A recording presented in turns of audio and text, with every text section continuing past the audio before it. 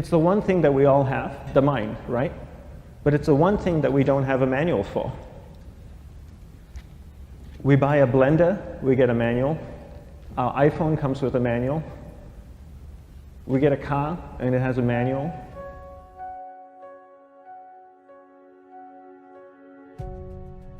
Nobody teaches you how to use the mind. There's no manual for the mind. So this, I think, is one of the most essential things in making progress in our life, is really understanding how our mind works. It's the one thing that we have to live with 24 hours a day, 7 days a week. We have no choice. Imagine if most of you slept 8 hours a day, which most of you don't. You slept and you were awake 16 hours a day. In the 16 hours you practice your awareness just randomly moving from one thing to another, to another, to another. All day practice being distracted. What would you be good at after 6 months? You did this 16 hours a day, you just allow your awareness to jump from one thing to another, to another. I'll tweet right now, I'll switch to text messaging, then I'll go to email. Oh, my phone's ringing, so I'll answer the phone. And then somebody's speaking to me, so I'll have 2 conversations at one time. And I'll just do this 16 hours a day, 7 days a week. So you get it being good at distracted. After 1 year, you're an expert at being distracted.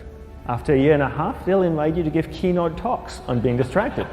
You're so good, you practice 16 hours a day. So the same works for the opposite. If you practice being concentrated 16 hours a day, what would you become good at? You become good at concentrating. And all it takes is practice. By just doing one thing at a time. Keeping your awareness on one thing at a time. And you integrate this into everything that you do in your life. So the best way to do it is pick a few opportunities in your everyday life. For example, we all speak with people. When I speak with somebody, I give them my undivided attention. I keep my awareness on them, and the conversation is really brief. Why? Because we're concentrated. We're not being distracted. A 10-minute conversation normally just takes 3 minutes because you're just so focused. I define concentration as the ability to keep that awareness on one thing for a prolonged period of time. So if I can keep my awareness on Eric and not drift away and think about the wedding, or drift away and think about the vacation, or what I'm going to do later, then I'm concentrating on Eric. Every time it drifts away, I bring it back. And the more I practice this, the more I practice concentration. So concentration is the ability to keep your awareness on one thing for a prolonged period of time. And that's a very simple definition of concentration. How do you get better at concentration? You practice this. You practice this 24 hours a day, 7 days a week. And it's the only way to get good at it. And what's the best way to practice it? The best way to practice it is to integrate it into everything that you do in your life. Not to meditate 10 minutes in the morning. It doesn't work. You really need to look at your life the same way a sprinter in the Olympics looks at his life. You've all heard of Usain Bolt, the man that won the gold medal twice, 2 Olympics in a row, broke the world record. I don't know anything about him, to be honest. But if I was looked at him, he obviously sprints, he practices running, probably does a lot of long distance, he probably does a lot of stretching as well, I'm sure he gets massages. He looks like he eats the right kind of food. Drinks the right amount of water, takes vitamins. His whole day is so disciplined. For what? To prepare him for 9.57 seconds. I think that's what the world record is, right? For 100 meters, 9.5 or 9.57 seconds. His whole day is preparing him for that short time, not the other way around. A lot of people say, you know what, I need to be more concentrated. So you know what, I'm going to meditate in the morning, I'll sit down for 2 minutes. Okay, now I'm Zen master. And the remaining 23 hours and 58 minutes, they just go about being ordinary and crazy. How does that work? How would you change? It's not balanced at all.